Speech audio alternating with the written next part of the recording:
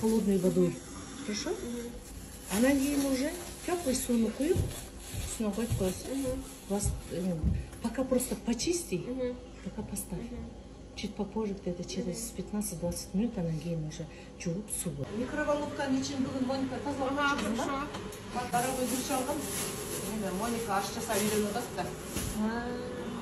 А, Моника? Ага. Сразу не хорошо получилось. Молодец. Почему так его поднимают вот так? Лежи.